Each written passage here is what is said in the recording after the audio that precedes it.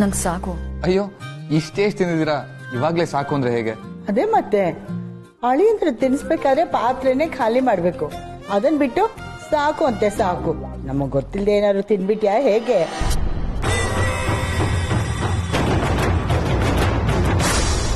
ಅಜ್ಜಿ ಸ್ವಲ್ಪ ಸುಮ್ನೆ ಇರ್ತೀಯಾ? ಬೆಳಿಗ್ಗೆಯಿಂದ ನಿಮ್ಗಳ ಜೊತೆನೆ ಇದ್ದೀನಿ, ನಾನ್ ಹೇಗ್ ತಿನ್ಲಿ? ಇವಳು ಮೇಲ್ ಹೋಗಿದಾಗ ಏನಾದ್ರೂ ತಿನ್ಬಿಟ್ಲಾ? ಅಲ್ಲಿಂದ ಸಿಗುತ್ತೆ. ಆದ್ರೂ ಇವಳು ವರ್ತನೆ ಏನೋ ವಿಚಿತ್ರವಾಗಿದೆಯಲ್ಲ. ಪರವಾಗಿಲ್ಲ ತಿನ್ನಮ್ಮ, ಹೊತ್ತು ಮೀರಿ ಊಟ ಮಾಡ್ತಿದ್ಯಲ್ಲ, ಅದಕ್ಕೆ ಹೊಟ್ಟೆ ತುಂಬಿದೆ ಅಂತ ಅನ್ಸುತ್ತೆ. ನಿಧಾನವಾಗಿ ತಿನ್ನು.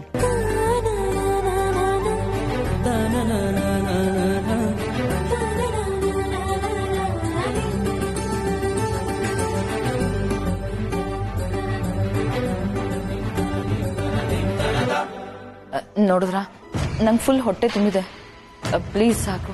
ಇದು ಹೊಟ್ಟೆ ತುಂಬಿರೋ ಸಿಗ್ನಲ್ ಅಲ್ಲ, ಬೆಳಿಗ್ಗೆಯಿಂದ ಏನು ತಿಂದಿಲ್ವಲ್ಲ, ಇದಕ್ಕೆ ಗ್ಯಾಸ್ಟ್ರಿಕ್ ಆಗಿರೋ ಸಿಗ್ನಲ್. ಇವಾಗ ಹೊಟ್ಟೆ ತುಂಬಾ ಊಟ ಮಾಡಿ, ಇಲ್ಲಾಂದ್ರೆ ತುಂಬಾ ಪ್ರಾಬ್ಲಮ್ ಆಗುತ್ತೆ.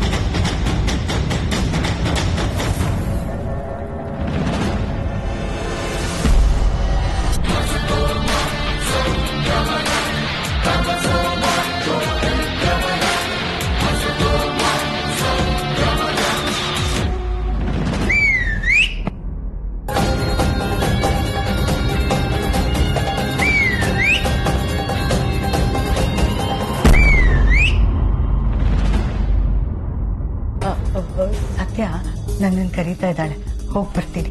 ಏನ ಕಣೆ, ಅದು ಸತ್ಯನ್ಗೆ ನನಗೆ ಅರ್ಥ ಆಗೋಂಥದ್ದು. ನಾನು ಹೋಗಿ ಮಾತಾಡ್ಸ್ಕೊಂಡು ಬರ್ತೀನಿ. ಆಗ್ಲೂ ಹೊರಗೆ ಬಂದು ಮನೆ ಮಗಳನ್ನ ಒಳಗ್ ಬರ್ಬೇಡ ಅನ್ನೋ ಅಷ್ಟು ಪಾಪಿಗಳಾಗ್ಬಿಟ್ವಲ್ಲ ಅತ್ತೆ ನಾವು. ಪಾಪಕ್ಕೆ ತಕ್ಕ ಶಿಕ್ಷೆ ಕೊಟ್ಟಿದ್ದಾನೆ ಆ ಭಗವಂತ.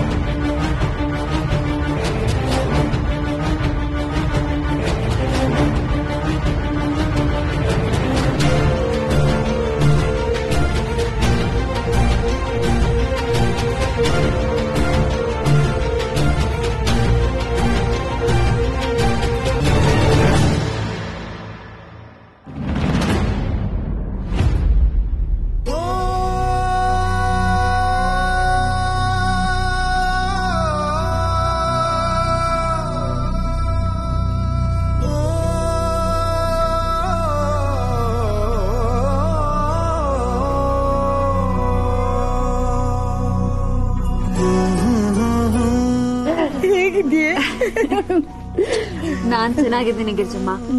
ಅಮ್ಮ ಬೀಗ್ರ ಹೋದ್ಮೇಲೆ ಫೋನ್ ಮಾಡ್ತೀನಿ ಅಂತ ಹೇಳಿದ್ಲು, ಆದ್ರೆ ಈಗ್ಲೇ ಯಾಕೆ ಕರೆದ್ಲು? ಅವ್ರಿನ್ನ ಮನೇಲೇ ಇದಾರೆ ತಾನೆ. ಅವ್ರ ಮನೇಲೇ ಇದ್ದಾರೆ ಅನ್ನೋದು ನಿಂಗೆ ಗೊತ್ತಾಯ್ತು? ಮನೆ ಮುಂದೆ ಅಷ್ಟೊಂದ್ ಚಪ್ಲಿ ಇತ್ತಲ್ಲ ಗಿರ್ಜಮ್ಮ, ಅದಕ್ಕೆ ಅವ್ರು ಹೋಗಿರಲ್ಲ ಅನ್ಕೊಂಡ್ ಒಳಗ್ ಬರ್ಲಿಲ್ಲ. ಅದು ನಿನ್ನಿಂದ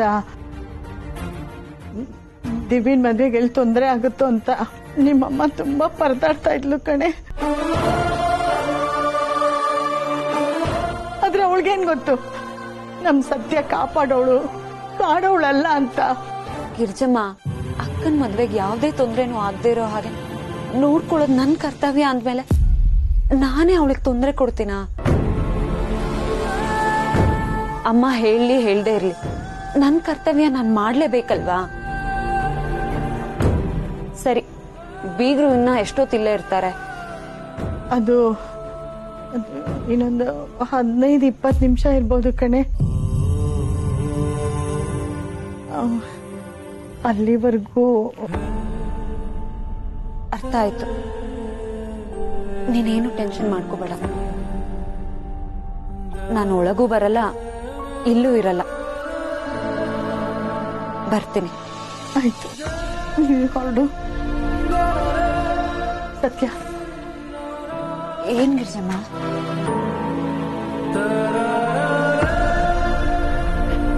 ಏನಿಲ್ಲ, ಹೋಗು.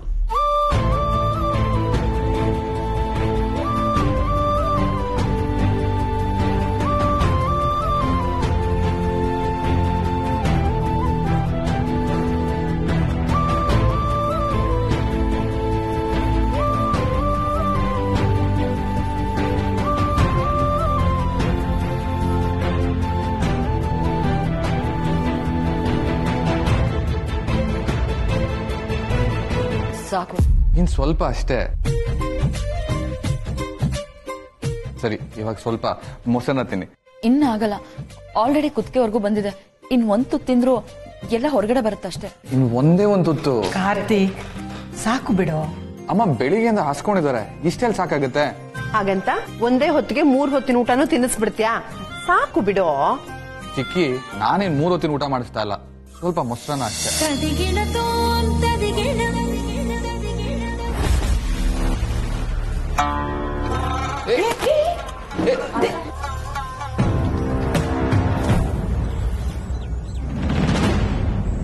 ಸಾಕು ಅಂದ್ರೆ ಕೇಳಿಲ್ಲ ನೀನು. ನೋಡಿ ಇವಾಗ. ಅಮ್ಮ ನಿಜವಾಗ್ಲೂ ನಾನೇನ್ ಜಾಸ್ತಿ ತಿನ್ಸಿಲ್ಲ, ಏನಾಯ್ತು ಅಂತ ನಾನೇ ನೋಡ್ತೀನಿ. ಬೇಡ ಬೇಡಪ್ಪ, ಅದು ಹಸ್ಕೊಂಡು ಊಟ ಮಾಡಿದಾಳಲ್ಲ, ಅದಕ್ಕೆ ಹಾಗಾಗಿದೆ. ಪಿತ್ತ ನೆತ್ತಿಗೇರಿರುತ್ತೆ. ನಾನು ಹೋಗಿ ನೋಡ್ತೀನಿ, ಕೂತ್ಕೊಳ್ಳಿ ನೀವು.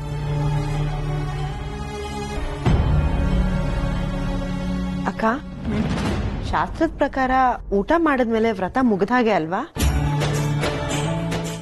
ಹಾಗಾದ್ರೆ ನಾವು ಹೊರಡೋಣವಾ? ಹಾ, ಹೊರಡೋಣ. ಚಿಕ್ಕಿ, ದಿವ್ಯ ಅವ್ರು ಬರ್ಲಿ, ಆಮೇಲೆ ಹೋಗೋಣ. ಯಾಕಪ್ಪ, ಮತ್ತೆ ಅವಳಿಗೆ ಕಷ್ಟ ಕೊಡಕ್ಕ? ಅಲ್ಲ, ನಿನ್ ಹುಡುಗಿ ಊಟ ಮಾಡಿದ್ರೆ ಸಾಕ? ನಾವ್ಯಾರು ಊಟ ಮಾಡೋದೇ ಬೇಡವಾ?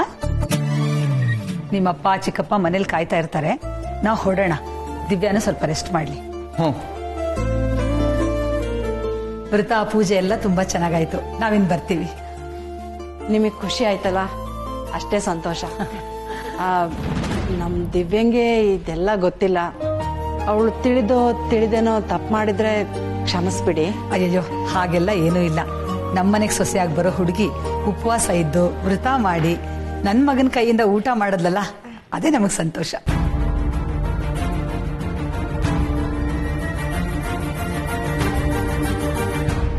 ಅಯ್ಯಯ್ಯೋ, ಅಮ್ಮ ಹೇಳಿದೆಲ್ಲ ಸತ್ಯಂಗ್ ಯಾಕೆ ಕನೆಕ್ಟ್ ಆಗ್ತಾ ಇದೆ? ಹಾಗೇನಿಲ್ಲ.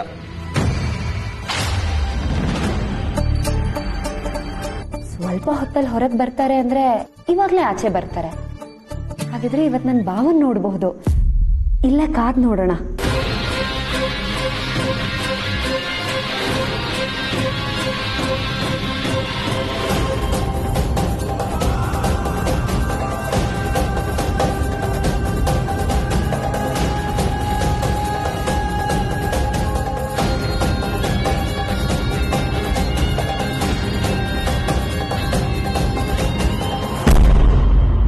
ಸತ್ಯ, ಮನೆ ಕಡೆ ಬಂದಿದ್ಯಾ ಅಂದ್ರೆ ನಿಮ್ ತಾಯಿ ಕೋಪ ಕಡಿಮೆ ಆಯ್ತಾ? ವಾಪಸ್ ಬರೋದಕ್ಕೆ ಒಪ್ಕೊಂಡ್ರಾ? ಹೂ ಗೋವಿಂದಣ್ಣ, ಅಮ್ಮನೇ ಬಂದು ಮನೆಗ್ ವಾಪಸ್ ಬಾ ಅಂತ ಕರೆದ್ರು. ಹೆತ್ಕಳ್ ಕೋಪ ಹೊತ್ ಮುಳ್ಗೋ ಅಷ್ಟ್ರಲ್ಲಿ ಕರಗದೆ ಇರತ್ತಾ? ಎಂತ ಮಾತಾಡಿದೆ ಸತ್ಯ. ಸರಿ, ಹಾಗಾದ್ರೆ ಇನ್ನು ಯಾಕಿಲ್ಲ ನಿಂತ್ಕೊಂಡಿದ್ಯಾ? ಒಳಗೋಗಮ್ಮ. ಇಲ್ಲ ಗೋವಿಂದಣ್ಣ, ಅದು ಇವತ್ ಹಬ್ಬ ಅಲ್ವಾ, ಅದಕ್ಕೆ ಸಂಡ್ಗೆ ಹಪ್ಳ ಏನಾದ್ರೂ ತಗೊಂಡ್ ಹೋಗೋಣ ಅಂತ ಇಲ್ಲೇ ನಿಂತಿದ್ದೀನಿ.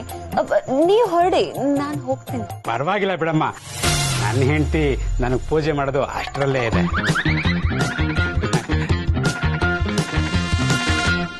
ಅಂದಾಗೆ ಅವತ್ತ ಹುಡುಗ ನಿನ್ನ ಮತ್ತೆ ನಿಮ್ಮಮ್ಮನ ಒಂದ್ ಮಾಡ್ಬೇಕಂತ ಓಡಾಡ್ತಾ ಇದ್ನಲ್ಲ ನೋಡು, ಅವನು ಒಳ್ಳೆ ಮನಸ್ಸಿಂದ ಬೇಡ್ಕೊಂಡಿದ್ದಾನೆ ಅನ್ಸುತ್ತೆ. ಫಲ ಸಿಕ್ಕಿದೆ. ಹೌದು, ಅವನು ತುಂಬಾ ಒಳ್ಳೆ ಮನಸ್ಸು. ಮತ್ತೆ ಆ ಹುಡುಗಂಗೆ ನಿನ್ ಮನೆಗೆ ಹೋಗ್ತಿರೋ ವಿಷಯ ಹೇಳಿದ್ಯಾ ತಾನೆ? ಅಯ್ಯೋ ಹೌದಲ್ಲ ಗೋವಿಂದಣ್ಣ, ನಾನು ಅವನ್ಗೆ ಈ ವಿಷಯ ಹೇಳಲೇ ಇಲ್ಲ. ಮನೆಗೆ ಹೋಗ್ತಿದ್ದಾಗ ಹೇಳ್ತೀನಿ.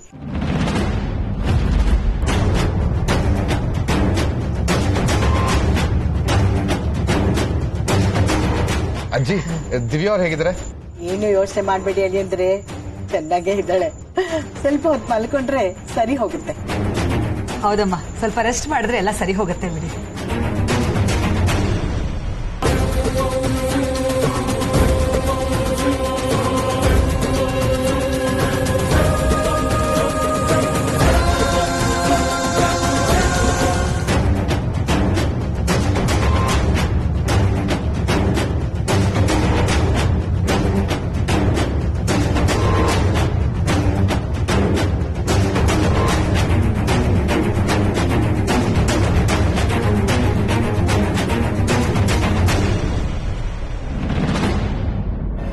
ಅಳಿಂದ್ರೆ ಹೊರಟ್ಬಿಡಿ, ನಮ್ಮ ಏರಿಯಾ ಬೇರೆ ಸರಿ ಇಲ್ಲ,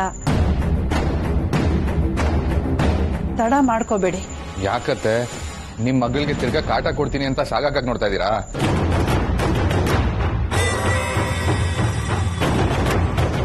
ಅಯ್ಯಯ್ಯೋ, ಆ ಥರ ಏನೂ ಇಲ್ಲ. ಅಯ್ಯೋ ತಮಾಷೆ ಮಾಡ್ತಾ ಇದೀನಂತೆ. ಸರಿ ನಾನೇನ್ ಬರ್ತೀವಿ. ಬರ್ತೀವಿ. ಹಾ,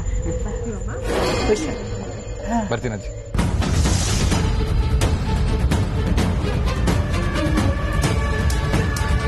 ಜಾನಕಿ, ಯಾಕೆ ನೀನೇ ಅವ್ರನ್ನ ಕಳ್ಸೋ ಹಂಗ್ ಮಾತಾಡ್ದೆ? ಅಲ್ಲಿ ನೋಡಿ.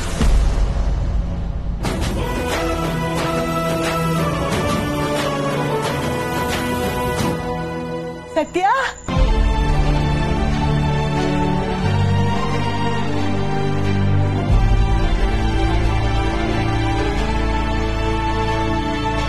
ಕರೀತಿದ್ದಾರೆ, ನೀವು ಹೊರಡಿ.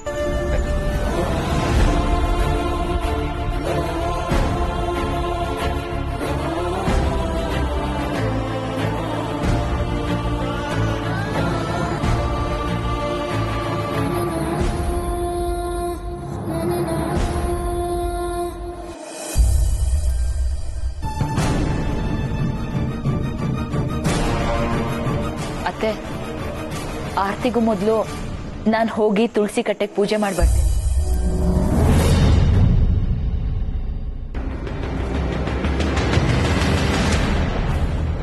ಮೀಳಾ, ನಮ್ ಕಾರ್ತಿಕ್ ಬಗ್ಗೆ ತುಂಬಾ ಬೇಜಾರಾಗ್ತಿದೆ ಕಣೆ. ಪ್ರತಿ ಫಂಕ್ಷನ್ ನಡೆದಾಗ್ಲೂ ಹೀಗೆ ಮಾಡ್ತಾನೆ. ಏನಾರು ಒಂದ್ ಕಾರಣ ಹೇಳಿ ತಪ್ಪಿಸ್ಕೊಂಡ್ಬಿಡ್ತಾನೆ, ನಮ್ಮನ್ ಕಾಯಿಸ್ತಾನೆ. ಈಚೆಗೆ ಅವನಿಗೆ ಶಾಸ್ತ್ರ ಸಂಪ್ರದಾಯದ ಬಗ್ಗೆ ಗೌರವನೇ ಹೊರಟೋಗ್ಬಿಟ್ಟಿದೆ. ಉರ್ಮಿಳಾ, ನಾನ್ ನಿನ್ ಜೊತೆನೆ ಮಾತಾಡ್ತಾ ಇದ್ದೀನಿ ಕಣೆ. ನಾನು ನಿನ್ ಮಾತು ಕೇಳಿಸ್ಕೊಂಡೆ ಅಕ್ಕ. ನೀನು ಬರೀ ನಮ್ ಕಾರ್ತಿಕ್ ಬಗ್ಗೆ ಯೋಚನೆ ಮಾಡ್ತಿದ್ಯಾ ಅಕ್ಕ. ಆದ್ರೆ ಕಾರ್ತಿಕ್ ಮದ್ವೆ ಆಗೋ ಆ ಹುಡುಗಿ ಬಗ್ಗೆನೂ ಯೋಚನೆ ಮಾಡ್ಬೇಕಲ್ವಾ? ಏನ್ ಹೇಳ್ತಿದೀಯ ಉರ್ಮಿಳಾ? ದಿವ್ಯನ್ ಬಗ್ಗೆ ಯೋಚನೆ ಮಾಡುವಂಥದ್ದೇನಿದೆ? ಅವಳು ಒಳ್ಳೆ ಮನೆತನದಿಂದ ಬಂದ ಹುಡುಗಿ, ಒಳ್ಳೆ ಮನಸ್ಸಿರೋ ಹುಡುಗಿ. ಅಷ್ಟೇ ಅಲ್ಲ, ನಮ್ ಕಾರ್ತಿಕ್ ಅವಳನ್ನು ಇಷ್ಟಪಡ್ತಾ ಇದ್ದಾನೆ. ಅದಕ್ಕಿಂತ ಹೆಚ್ಚಾಗಿ ನಮ್ಮ ಸಂಪ್ರದಾಯನ ಅವಳು ತುಂಬಾ ಗೌರವ ಮಾಡ್ತಾಳೆ. ನೀನ್ ಹೇಳ್ತಿರೋ ಮಾತು ಎಷ್ಟು ನಿಜ ಎಷ್ಟು ಸುಳ್ಳು ನನಗೆ ಗೊತ್ತಿಲ್ಲ. ಆದ್ರೆ ಆ ದಿವ್ಯಾ ಈ ಮನೆಗೆ ಸರಿ ಹೊಂದೋ ಹುಡುಗಿನೂ ಅಲ್ವೋ ಅನ್ನೋ ಅನುಮಾನ ನನಗಂತೂ ಮೊದಲಿಂದ ಇತ್ತು ಅಕ್ಕ. ಏನೇ ಉರ್ಮಿಳಾ, ನಿನಗ್ಯಾಕೆ ಇಂಥ ಅನುಮಾನ ಬಂತು? ಅಕ್ಕ, ಕಾರ್ತಿಕ್ ಎಂಗೇಜ್ಮೆಂಟ್ ಇಂದ ನಾನು ಆ ದಿವ್ಯಾನ ಗಮನಿಸ್ತಾ ಇದ್ದೀನಿ. ಅವಳ ನಡವಳಿಕೆಯಲ್ಲಿ ಏನೋ ಒಂದು ಗೊಂದಲ. ಇವತ್ತಂತೂ ತುಂಬಾ ವಿಚಿತ್ರವಾಗಿ ನಡ್ಕೋತಾ ಇದ್ಲು. ಅಲ್ಲ ಅಕ್ಕ, ನೀನ್ ಹೇಳ್ತಿದ್ಯಲ್ಲ ಅವಳಿಗೆ ನಮ್ಮ ಸಂಸ್ಕೃತಿ ಸಂಪ್ರದಾಯದಲ್ಲಿ ತುಂಬಾ ಗೌರವ ಇದೆ ಅಂತ.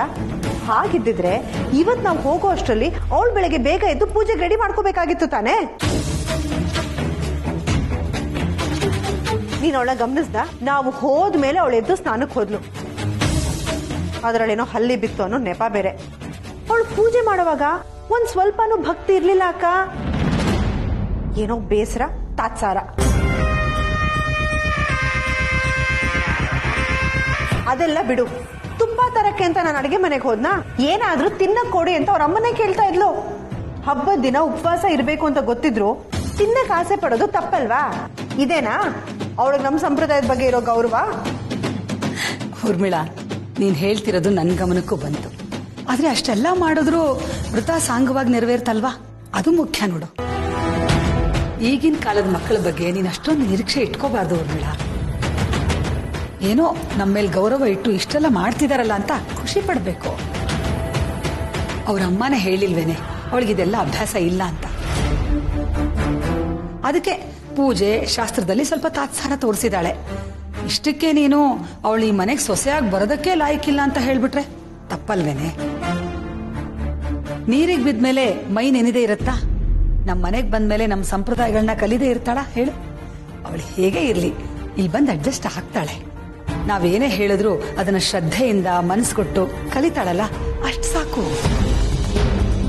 ದಿವ್ಯಾನೇ ಈ ಮನೆಗೆ ಸೊಸೆಯಾಗಿ ಬರೋದಕ್ಕೆ ಸರಿಯಾದ ಹುಡುಗಿ. ನೀನು ಅವಳ ಬಗ್ಗೆ ಚಿಂತೆ ಮಾಡಬೇಡ ಊರ್ಮಿಳ. ಅಕ್ಕ ಹಾಗಲ್ಲ ಕಣೆ.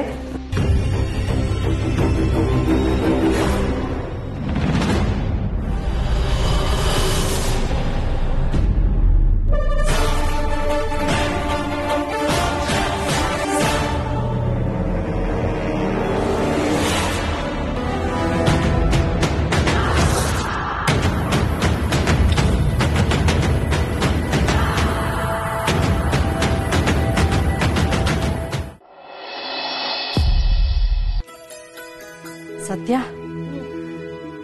ನೀನ್ ಆರಾಮಾಗಿದ್ದೀಯಾ? ಏನು ತೊಂದರೆ ಆಗಿಲ್ಲ ಅಲ್ವಾ? ನಿನ್ ಮಗಳನ್ ಕೆಣ್ಕೋ ಧೈರ್ಯ ಯಾರ್ಗಮ್ಮ ಇದೆ? ಇದೆ. ಈ ಮೊಂಡತನದಿಂದನೇ ನನಗೆ ಭಯ ಆಗೋದು. ಈಗ್ಲಾದ್ರೂ ಅರ್ಥ ಆಯ್ತಾ? ನಮ್ ಸತ್ತಿನಿಂದ ಯಾರಿಗೂ ಯಾವಾಗ್ಲೂ ತೊಂದರೆ ಆಗಲ್ಲ ಅಂತ.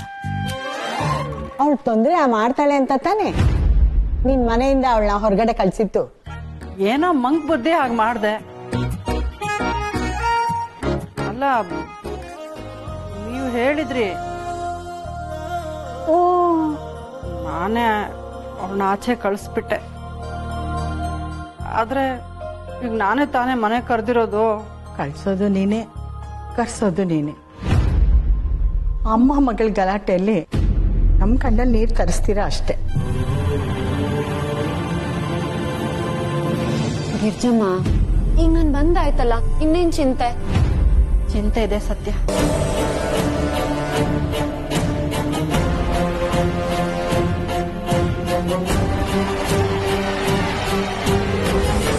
ಅಮ್ಮ, ಇನ್ನೇನಮ್ಮ ಚಿಂತೆ? ಓ, ಅಕ್ಕನ್ ಮದ್ವೆ ಬಗ್ಗೆನಾ? ಅದಲ್ಲ ಸತ್ಯ, ನನ್ಗೆ ದಿವ್ಯನ್ ಮದ್ವೆ ಹೇಗ್ ಮುಖ್ಯನೋ ಹಾಗೆ ನಿನ್ಗೆ ಯಾವ ಆಪತ್ತು ಬರಬಾರ್ದು ಅನ್ನೋದು ಅಷ್ಟೇ ಮುಖ್ಯ ಕಣೆ.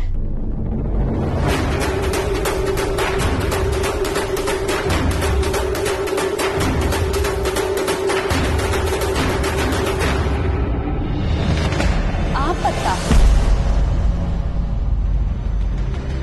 ನನಗ ಏನಾಗಿದೆಯಮ್ಮ ನಿನ್ಗೆ? ಗ್ಯಾರೇಜಿಗೆ ಬಂದು ಹೀಗೆ ಮಾತಾಡ್ತಿದ್ದೆ, ಹೀಗಿಲ್ಲೂ ಹೇಗೆ ಹೇಳ್ತಿದ್ಯಾ?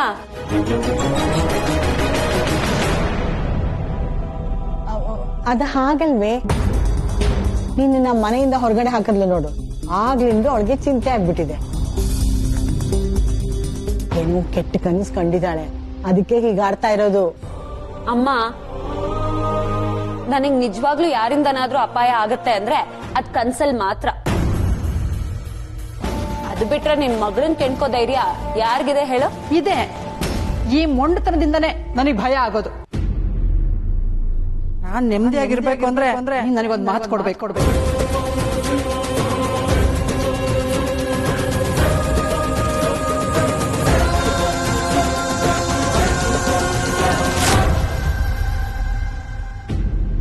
ಮಾತ್ ಕೊಡ್ಬೇಕಾ? ಏನಂತ? ಇನ್ಮೇಲೆ ಯಾವತ್ತು ಯಾರ ಜೊತೆಗೂ ಜಗಳ ಮಾಡಲ್ಲ ಅಂತ ಮಾತು ಕೊಡ್ಬೇಕು. ಏರಿಯಾದಲ್ಲಿ ಏನೇ ಗಲಾಟೆ ಆದ್ರೂ ನೀನ್ ತಲೆ ಹಾಕಬಾರ್ದು. ಹಾಗಂತ ನನಗೆ ಮಾತು ಕೊಡು.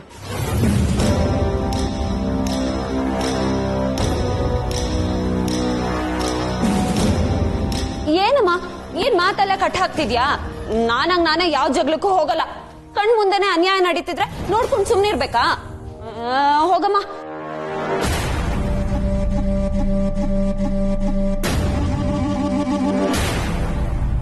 ಹಾಗಾದ್ರೆ ನಿನ್ ಹೆತ್ತವಳ ನೆಮ್ಮದಿಗಿಂತ ನಿನ್ನ ಹಠನೇ ಜಾಸ್ತಿ ಆಗೋಯ್ತಾ? ಅಮ್ಮ, ನನಗ್ ನಿನ್ಗಿಂತ ನಿನ್ ನೆಮ್ಮದಿಗಿಂತ ಇನ್ನೇನು ದೊಡ್ಡದಲ್ಲಮ್ಮ. ಆದ್ರೆ ಏನಾದ್ರೆ ಆಯ್ತು, ನೀನು ನಿಮ್ಮಪ್ಪ ಹಾಕೊಟ್ ದಾರಿಲಿ ನಡೀತೀನಿ ಅನ್ನೋದಾದ್ರೆ ನಾನು ನಿಮ್ಮ ಅಪ್ಪನ ದಾರಿನೇ ಸೇರ್ಕೋತೀನಿ ಬಿಡು.